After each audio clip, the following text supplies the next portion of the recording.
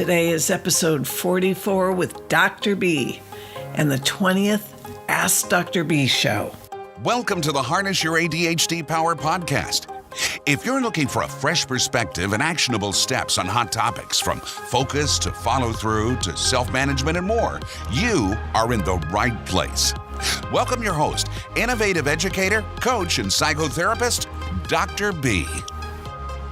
Hey, dears, I am so glad that you could join me today, and I hope that you've taken time to listen to Monday's episode on HOPE, which stands for Help One Person Every Day, and that person is you.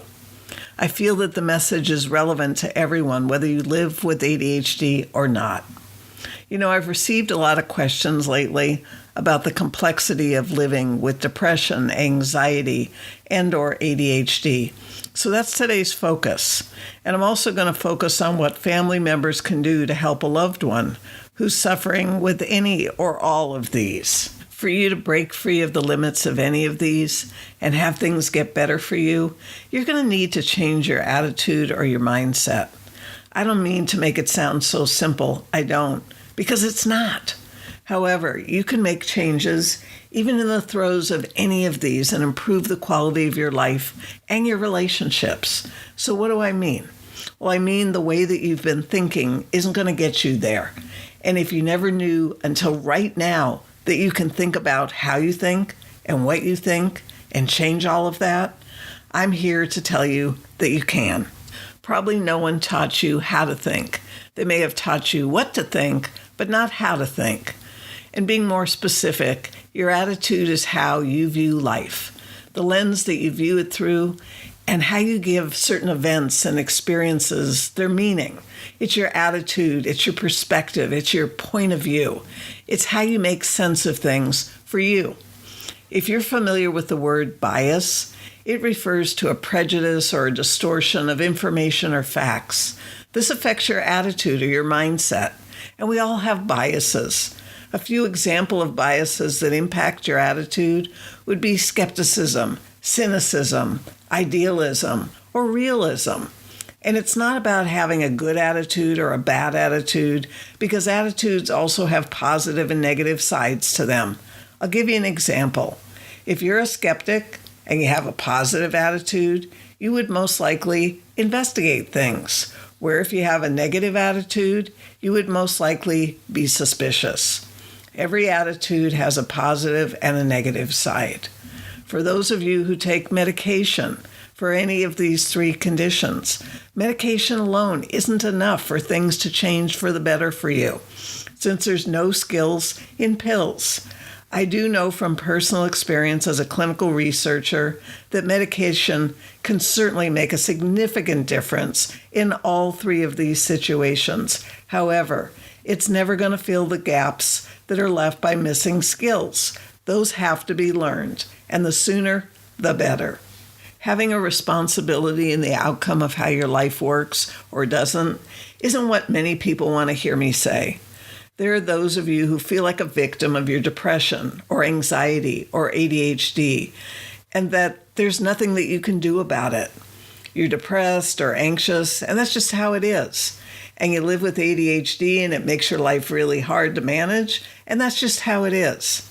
I really feel for those of you who think and feel that way. I do. And if I didn't know differently, I might think or feel the same. But I do know differently. And I know that my attitude or my mindset is critically important to the successful outcome of any treatment or approach that I take to improve the quality of my life. The best treatment in the world doesn't work so well if my attitude or my mindset aren't working alongside of it, because that's just how things work.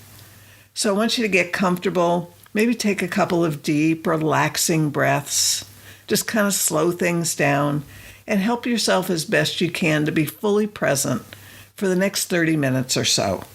I want to introduce you to depression and its many manifestations, and they're on a spectrum of not too severe to very severe.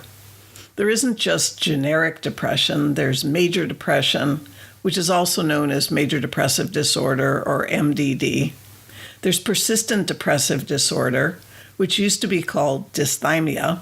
There's bipolar disorder, also known as manic depression. There's seasonal affect disorder, often referred to as SAD. There's psychotic depression, which is major depression with psychosis. There's postpartum depression, which can happen after childbirth. There's premenstrual dysphoric disorder, or PMDD, which can occur. It's a form of depression that starts at the beginning of one's period. There's situational depression, which might be called stress response syndrome. There's atypical depression, where the symptoms can improve temporarily when a positive event happens. There's substance-induced mood disorder, which is a mood disturbance due to a substance abuse or substance dependence. And even depressive personality disorder, which is your view or your point of view of the world through the lens of being constantly depressed. Next, I want to introduce you to anxiety and its many manifestations. And they're also on a spectrum of not too severe to very severe. And again, there isn't just generic anxiety. There's generalized anxiety disorder, which is a persistent and excessive worry about any number of different things. There's obsessive compulsive disorder, or OCD, which brings with it unwanted, intrusive thoughts, images, or urges that trigger intensely distressing feelings, as well as behaviors as an attempt to get rid of the distressing feelings. There's panic disorder, which brings on this sudden period of intense fear and many physical symptoms that can send many people to the emergency room. There's post-traumatic stress disorder, or PTSD, which is severe depression and anxiety for months or longer after a traumatic event, like a serious accident, sudden death of a loved one, or other life-threatening event. There's specific phobias. Often they're irrational fears or anxieties about certain objects or situations. There's social phobia, or social anxiety disorder, it's also known as. It's an extreme fear of being scrutinized and judged by others in a social or a performance situation.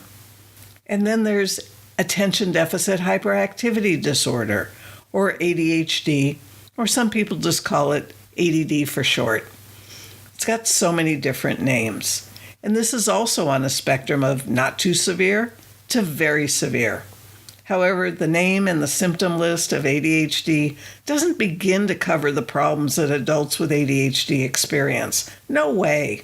In my 30 years of experience, it seems that the executive function skills are the bigger issue for most all of the adults that I know and I love.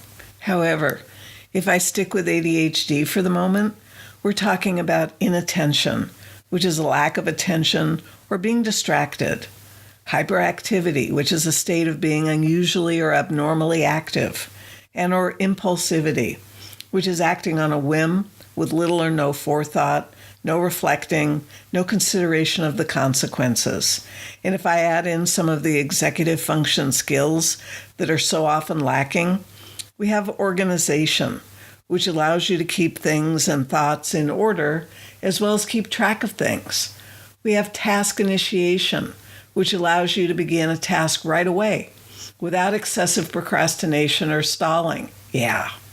We have impulse control or self-control, which allows you to think and process information before you act on it. We have emotional control or self-regulation, which allows you to control your feelings, thinking and meaning that's given to things, and your emotions, the automatic reactions, in a way that's appropriate to the situation. There's working memory, which allows you to keep key pieces of information in your mind while you're learning a new piece of information and then integrate the two. Flexible thinking or mental agility, which allows you to adjust to the unexpected situations or stimuli. There's self-monitoring or self-awareness, which allows you to accurately evaluate how you're doing. And planning and prioritizing, which allows you to set goals and to take the actions that are needed when they're needed to achieve those goals.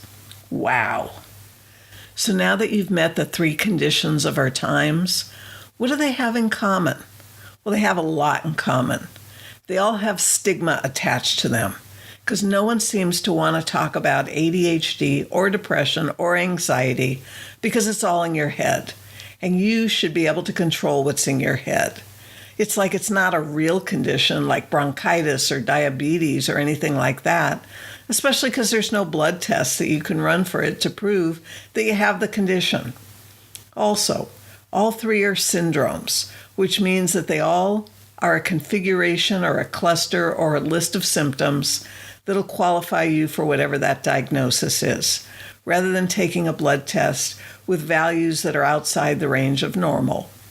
They're considered a disorder rather than a disease, which is disease is usually assigned to the physical or body conditions, generally speaking.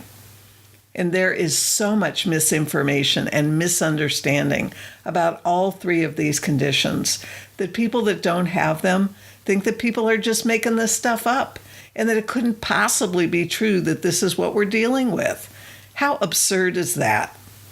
The other things they have in common are executive function skills. The ability to self-regulate oneself is paramount with depression, anxiety, and ADHD. And there are working memory challenges in all three as well. So how are you going to fight back against this? One way is by celebrating what's right with you and in your life. I'm serious.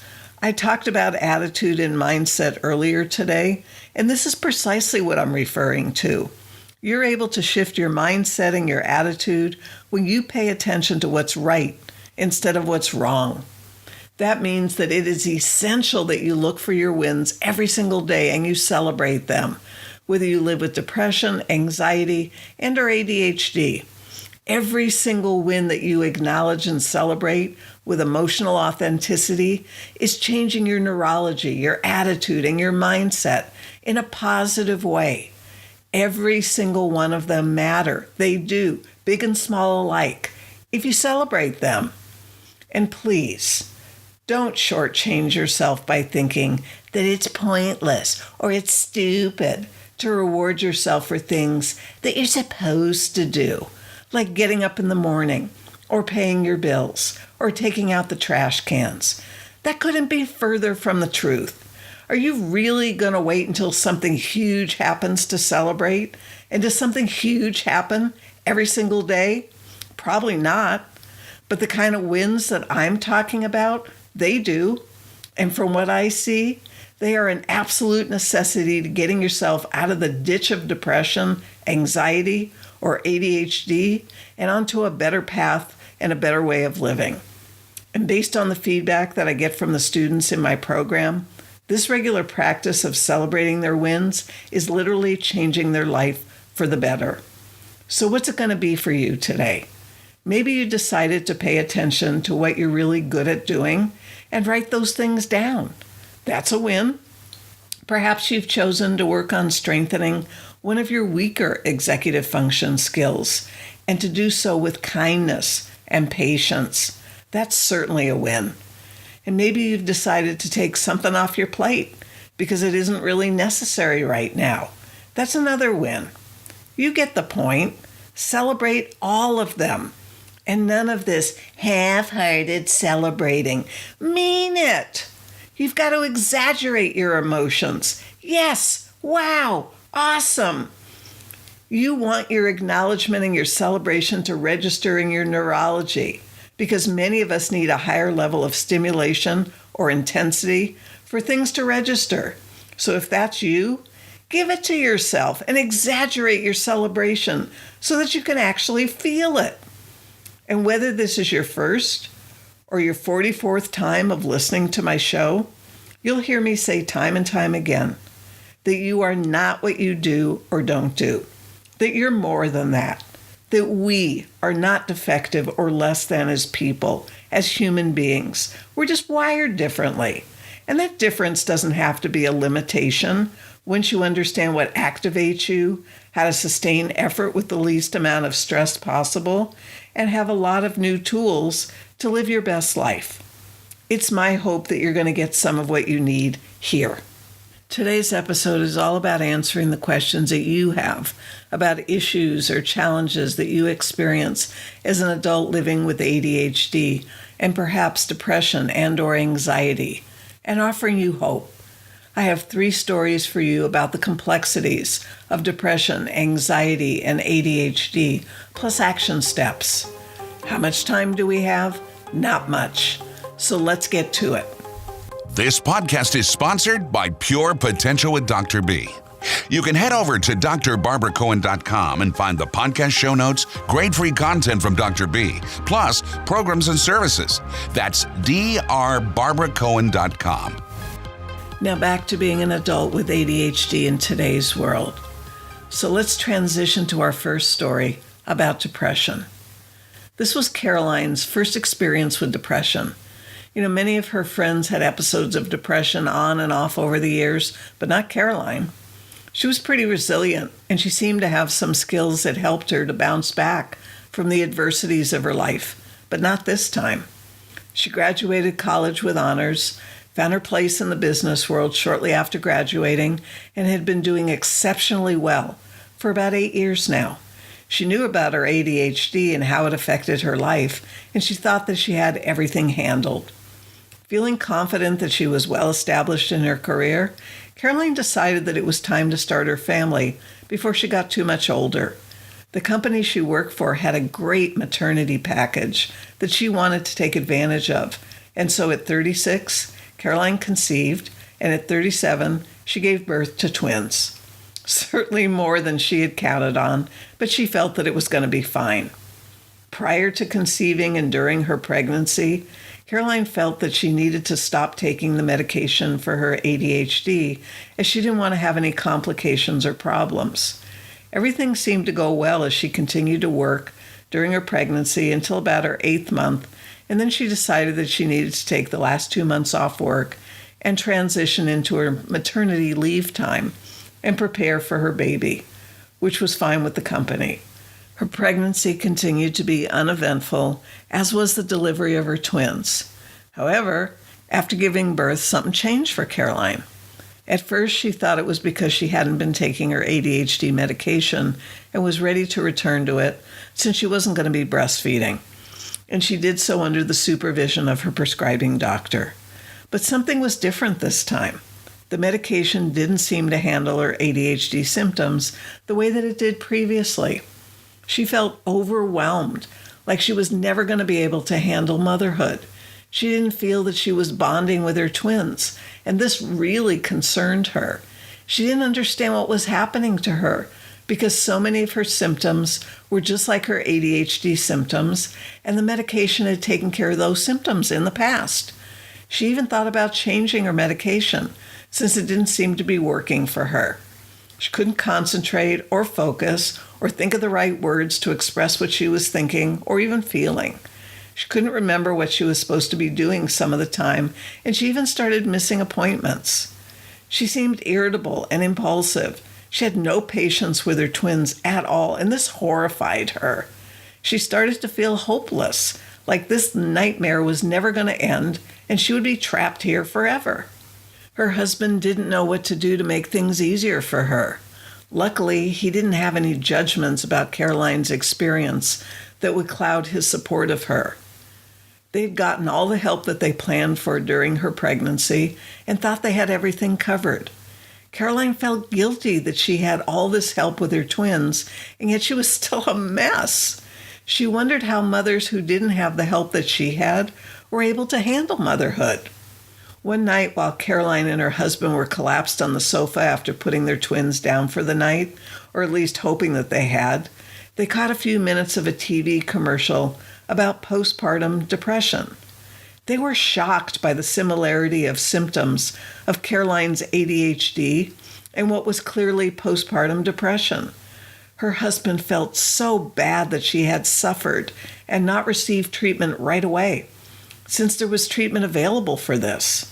Even in her messed up state, Caroline reassured her husband that it wasn't his fault and that she truly thought it was her ADHD, and she probably convinced him of that too. So not to worry. The next day they called for an appointment to get Caroline treatment for her postpartum depression. Some background facts. Postpartum depression is really common. In fact, more than 3 million women in the USA alone per year experience this. It's a treatable condition with counseling or antidepressants or hormone therapy, depending on each unique case. It's important to seek treatment as soon as possible because it shortens the treatment time. Waiting longer usually translates into longer treatment, and there's still resolution. There's also an indication in the literature that having postpartum depression places women at greater risk for a major depressive episode later in their life. That said, it's important for women to know that and to take preventative steps to reduce this likelihood. If you relate to Caroline's story, your action steps are the following. Focus on knowing that many conditions have the same symptoms as ADHD, including postpartum depression. Follow through on seeking professional help to determine if it's your ADHD or postpartum depression or something else that's causing what you're experiencing, and do it as soon as you notice your symptoms. Self-management of your feelings of hopelessness or overwhelm, and remind yourself that this is a temporary situation. And if you're the spouse or the life partner of someone experiencing this type of depression or any other depression, be sure to educate yourself about their depression so that you really understand what they're going through, because you need to understand first before you can be helpful.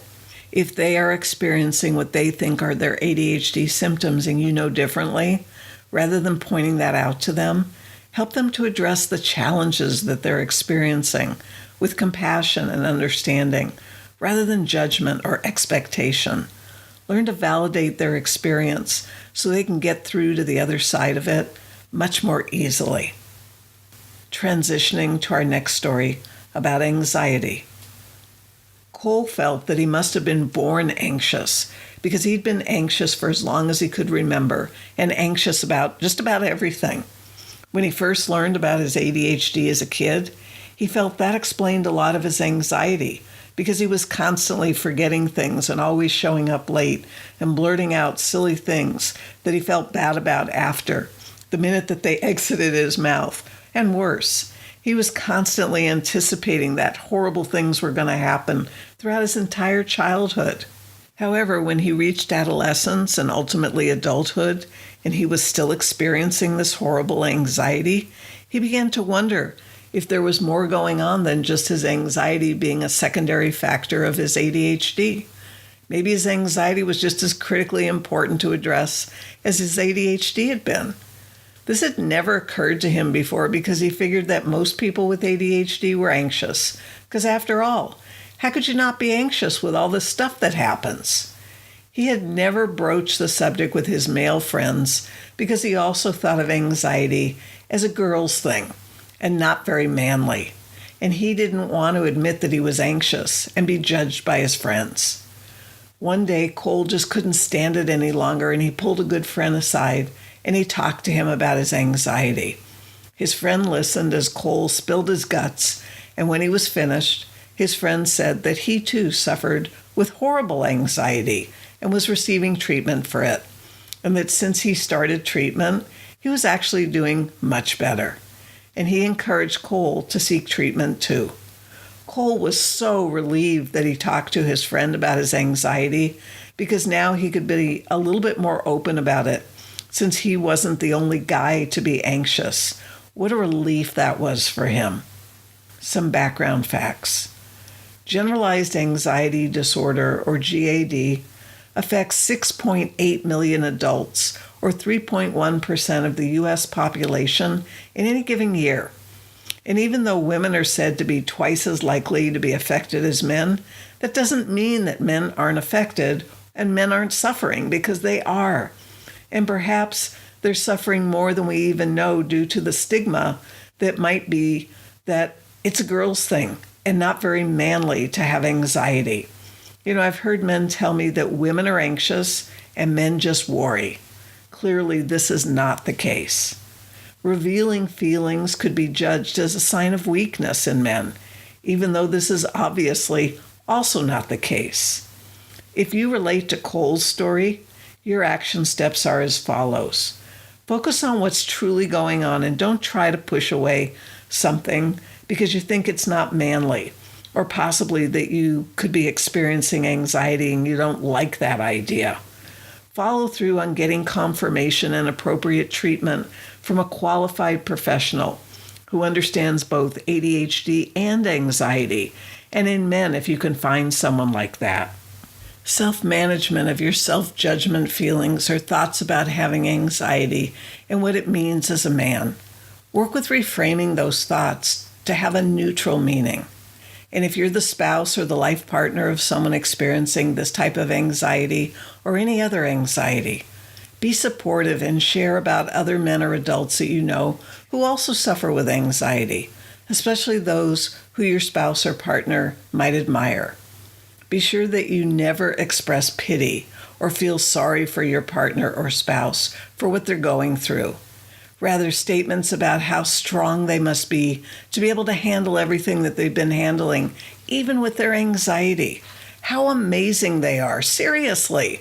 We can all use a little bit of this. Transitioning to our next story, which is about ADHD. Skip learned about his ADHD when he was in law school. He'd done well all through school because of the structured environments that he was in. In fact, he stayed in school and he pursued his advanced education because he knew that he excelled in such structured environments. Once Skip was out of school, everything changed. He was responsible for creating his own schedule and structure and planning for his workload and managing his employees, and he was losing it. In fact, Skip was really angry that all of his advanced education hadn't prepared him for real life and the responsibilities that seemed to be much more important than what he actually did learn how to do. Skip knew that he could hire an office manager, but he was still going to have to instruct the office manager on how he wanted his law practice to be run, even if that person was going to handle all the day-to-day things for Skip. He had tried to sketch out an employee manual many times. He had tried to talk to his employees many times about how he wanted things to be handled and run and what he needed in terms of support from them. No matter what he tried, nothing seemed to be working because things just kept getting worse and worse. In fact, he felt like his staff was starting to disrespect him because they could see that he really wasn't competent at his job. This was horrible. This felt horrible to Skip. He was clearly more than competent at knowing the law and how to win cases and handle legal matters. In fact, he graduated with honors from his law school. No small feat indeed. However, when it came to business relationships and management skills and delegating responsibilities and such, Skip clearly was failing. He hated the feeling of failing because he was used to succeeding so long as he had a structure that was already created for him to succeed in. Some background facts. Many of the challenges that adults with ADHD encounter are not due to the 3 core symptoms of ADHD, which are being inattentive, hyperactive, or impulsive. These seem to subside as we move into adulthood. However, what become more challenging and more apparent with age is the missing executive function skills. To effectively and efficiently run an adult life, one needs to be able to manage time and themselves within time, to plan and to schedule and to follow the plan and to prioritize and sequence events and handle so many different things in the course of a day or a week or a month. Most adults who receive a diagnosis of ADHD don't receive a diagnosis of executive function deficits at the same time. If they did, and they received skill training that they needed, it could make all the difference in the world in terms of the quality of life and their personal success. If you relate to Skip's story, here's your action steps. Focus on assessing what your real challenges are and don't just assume that it's your ADHD. Follow through with what you learn about yourself and what the gaps are, and get the skills training that you desperately need to be your best self and to succeed. Self-management of your feelings about how much you have had to struggle in your lifetime with your ADHD when it wasn't just your ADHD that was making your life so difficult. And have some compassion for yourself and for the fact that there just isn't the training of professionals that needs to be there in order for them to see what all the challenges are with you and actually help you. So that's it for our 3 stories and the action steps for today. If this seems overwhelming and you feel like you're going to need some help working with the complexities of these conditions, as well as developing the skills to increase your happiness and your productivity, I suggest that you put your name on the wait list for my online program, Adventures in Achievement. Enrollment closed the end of August, and I'm not planning on opening up again until later this year. However, that could change. So be sure to get on the wait list now if you'd like to learn more about this program. I plan on recording some informative videos for those of you on the wait list so you can benefit while you're waiting for enrollment to open up again. I'm adding some exciting new content to the current program that's well worth the wait. Adventures in Achievement is definitely the place to be if you want help understanding what's been holding you back and want to learn skills to break free of your stuckness. A favorite quote. The Dalai Lama said, "Compassion and tolerance are not a sign of weakness, but a sign of strength." The question I have for you at this point of our journey together is, are you willing to cultivate greater compassion and tolerance to extend to others as well as to yourself? I hope so, because it's going to make all the difference in the world in the quality of your life going forward. That's about it for today's episode on depression, anxiety, and ADHD. It means a lot to me to know that your life is getting a little bit better every time we get together. And I do hope that you will take some of the action steps that I've suggested, because for things to change, you've got to change. And that means taking action, like checking out the episode links so that you can benefit from all the resources that I continue to create for you, in addition to this podcast show. Of course, if that's of interest to you. And remember, there's a PDF transcription of this episode in the resources. Plus, I would love to get to know you in the community group that I created on Facebook and interact with you there when I go live. If you benefited from today's episode, take action now and share the show with your friends and family. Perhaps rate the show or even write up an honest review of this episode. Whatever you're willing to do, whatever kind of action you're willing to take today, it's going to ripple out into the world and impact the course of your life, as well as that of others that you may never even know about. And if you don't want to have to remember to look for new episodes, just subscribe and the newest episode will be in your feed by 1 a.m. Pacific time on Mondays and Thursdays. So thanks for listening. Until the next time, bye for now. Thanks for your undivided attention. If you're hungry to make positive changes in your life, head over to drbarbaracohen.com and see how Dr. B can help you today. Whether you love making changes with one-to-one attention and community support, or on your own with self-study, or could benefit from coaching or psychotherapy, you'll find all the information right there at drbarbaracohen.com.